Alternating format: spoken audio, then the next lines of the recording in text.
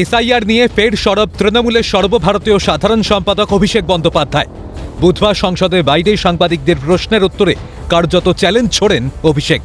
বলেন, 2 কোটি ভোটার বাদ দেওয়া তো দূরস্থ, 2 জনের নাম বাংলায় বাদ দিয়ে দেখাক। দুটো লোকের নাম বাদ দিক না, 2 কোটি কি, দুটো লোকের নাম বাদ দিক। ক্ষমতা থাকলে কত ধানে কত চাল বুঝিয়ে দেবো। বাংলায় অনেক চেষ্টা করেছে, বাংলার সাথে অন্য রাজ্যের এটাই পার্থক্য। 2 কোটি যারা বলছে, আমি বলবো দুটো নাম বাদ দিয়ে দেয়।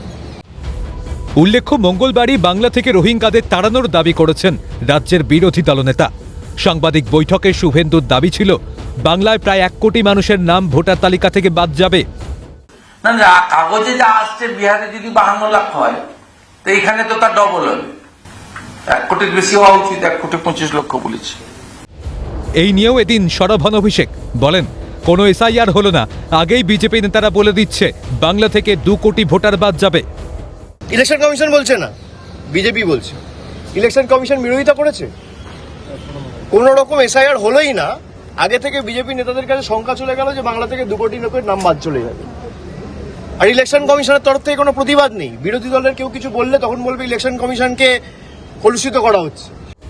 পহেলগাঁও জঙ্গি হামলার প্রসঙ্গ টেনে এনে অভিষেক বলেন, পহেলগাঁও হামলার জন্য দায়ী কে? আপনারা মমতা বন্দ্যোপাধ্যায় সরকারকে দায়ী করেন, বলেন বর্ডার থেকে লোক ঢোকান। জম্মু কাশ্মীর বর্ডার কার হাতে? এরপরেই কেন্দ্রীয় স্বরাষ্ট্রমন্ত্রীর পদত্যাগ দাবি করেন অভিষেক। বর্ডার সিকিউরিটি ফোর্স কার?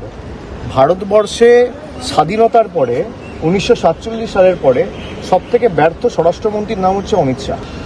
বাংলাদেশ থেকে যদি কোনো অনুপ্রবেশকারী ঢোকে, তার সবথেকে বড় দায়িত্ব তো অমিত শাহ নিজের। তার তো ইস্তফা দেওয়া উচিত, আগে ইস্তফার দিক, তারপর প্রশ্ন করুক।